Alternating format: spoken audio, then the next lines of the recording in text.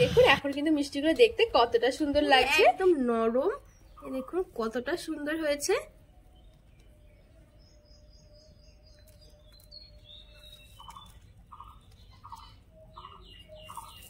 এই দেখুন রসটাও কিন্তু অনেকটাই পুরো ঢুকেছে। নমস্কার বন্ধুরা, নতুন একটা পর্ব দেখার জন্য আপনাদের সকলকে স্বাগত জানাই। আজকে আমি আপনাদেরকে একদম ইউনিক একটা মিষ্টি বানিয়ে দেখাবো শুধুমাত্র ময়দা আর চিনি দিয়ে। আর এই মিষ্টিগুলো কিন্তু আপনারা দোকানেও কিনতে পাবেন না, খেতে এতটা ভালো লাগে, একদম পুরো উপরটা মুচমুচে থাকে, ভেতরে একদম রসালো, খুবই সুন্দর হয়। তো চলো আমি খুব সহজ পদ্ধতিতে বানিয়ে দেখাবো, আশা করছি আপনাদের অনেক পছন্দ হবে। এই মিষ্টিটা বানানোর জন্য আমি এখানে 1.5 কাপ মতন ময়দা নিয়েছি, আপনারা চাইলে কমও নিতে পারেন আবার বেশিও নিতে পারেন। তো এবার আমি এখানে একটা বাটির মধ্যে ময়দাটা নিয়ে নিচ্ছি, সাথে আমি দিয়ে দিচ্ছি 1/4 চামচ বেকিং পাউডার, আর এখানে 1/4 চামচ নিয়েছি আমি বেকিং সোডা, আর আমি এখানে দিয়েছি 3 টেবিল চামচের মতন ঘি, আর আমি দিয়ে দেবো 3 টেবিল চামচের মতন সাদা তেল। আর বন্ধুরা এখানে আমি সাদা তেল আর ঘি দুটোই দিয়েছি, আপনারা চাইলে যে কোনো কিন্তু একটা দিয়ে বানাতে পারেন, তবে দুটো দিলে কি ফ্লেভারটা কিন্তু খুব সুন্দর আসে। তো আমি এখানে ঠিক 1/2 চামচের মতন জোয়ান নিয়েছি, এবারে জোয়ানটা হাতের মধ্যে একটু ঘষে দিয়ে দেব। এবার আমি সবকিছু ভালো করে মিশিয়ে ময়দাটা ময়াম করে নেব।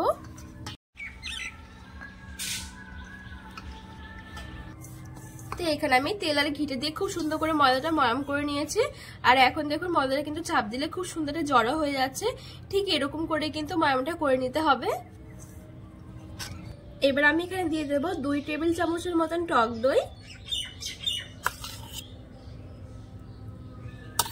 এবার এই টক দইটা দিয়েও ভালো করে মেখে নেব একটু। এখানে আমি টক দইটা দিয়ে খুব সুন্দর করে একটু মেখে নিয়েছি। এবার আমি এখানে অল্প অল্প করে নরমাল জল দিয়ে একটা ডো তৈরি করে নেব। আর এই ডোটা কিন্তু একটু শক্ত হবে, মানে খুব বেশি কিন্তু নরম নয়, একটু শক্ত টাইপেরই হবে।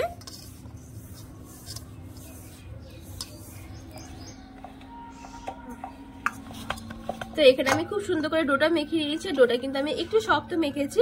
আর এই দেখুন ডোটা কিন্তু এখন একটু অমসৃণ হয়ে আছে, ঠিক এরকম করেই কিন্তু ডোটা মেখে নিতে হবে।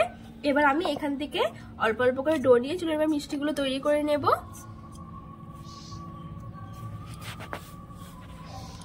দু হাত দিয়ে প্রথমে একটুখানি গোল করে নিচ্ছি, তারপর একটুখানি চ্যাপটা করে দিলাম। এবার ঠিক মাঝখান দিয়ে এভাবে করে একটুখানি গোল গোল করে নেব। বন্ধুরা দেখুন এখানে কিন্তু আমার একটা মিষ্টি তৈরি করা হয়ে গেছে।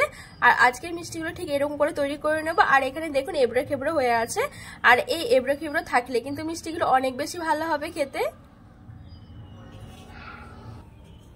তো বন্ধুরা সবগুলো মিষ্টি ঠিক আমি একইভাবে তৈরি করে নেব। আর এই মিষ্টিগুলো কিন্তু বানানো খুবই সহজ আর খেতে এতটা ভালো লাগে, আপনারা কিন্তু না বানিয়ে খেলে কখনোই বুঝতে পারবেন না।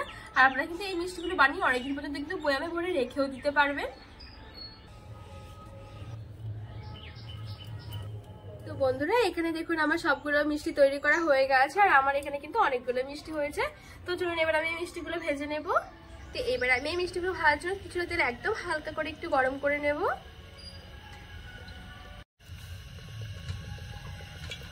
তো এখানে কিন্তু তেলটা একদম হালকা গরম হয়ে গেছে, এবার আমি মিষ্টিগুলো দিয়ে ছেড়ে নেব।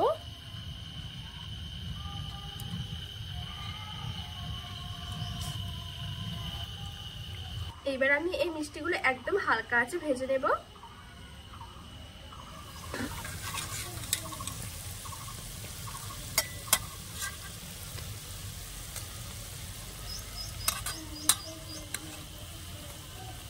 তো এখানে আমি একদম হালকা আছে খুব সুন্দর করে ভেজে নিয়েছি।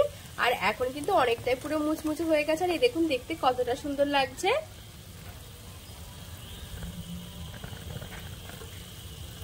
তো এইবার আমি তেল থেকে তুলে নেব।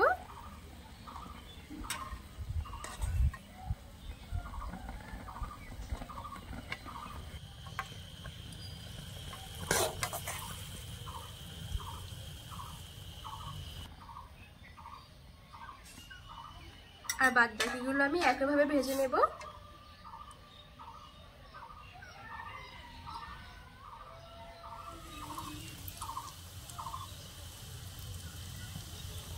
এখানে কিন্তু আমার এই মিষ্টিগুলো খুব সুন্দর করে ভাজা হয়ে গেছে, এবার আমি এগুলো তেল থেকে তুলে নেব।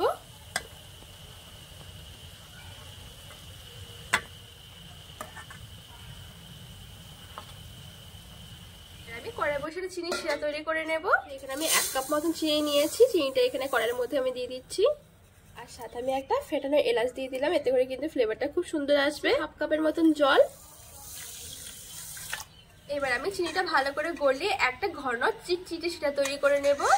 তো বন্ধুরা এখানে কিন্তু চিনি শিরাটা আমার খুব সুন্দরভাবে ঘন হয়ে গেছে। আর এই দেখুন চিনি শিরাটা কিন্তু এখানে একটা তারও হচ্ছে, ঠিক এরকম করে কিন্তু চিনি শিরাটা তৈরি করে নিতে হবে। এইবার আমি মিষ্টিগুলো ছেড়ে দেব।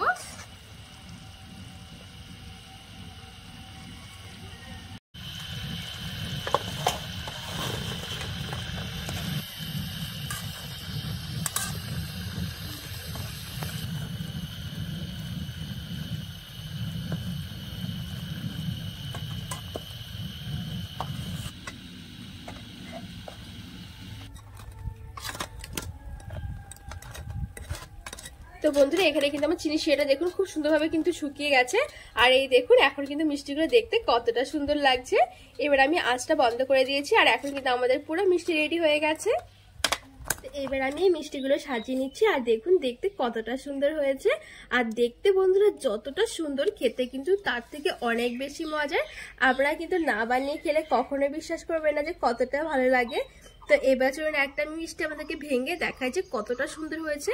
আর এই ওপরটা কিন্তু একদমই পুরো মুচমুচে থাকে, দেখুন। আর ভেতরে কিন্তু পুরো একদম নরম, দেখুন কতটা সুন্দর হয়েছে।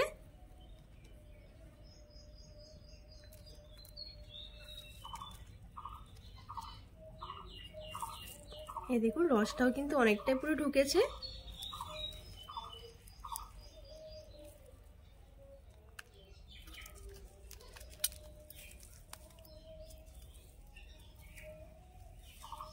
তো বন্ধুরা আজকে মিষ্টি রেসিপিটা কেমন লেগেছে অবশ্যই কিন্তু কমেন্ট করে জানাবেন। আর রেসিপিটা ভালো লাগলে চ্যানেলটিকে সাবস্ক্রাইব ও ফলো করে পাশে থাকার অনুরোধ রইল।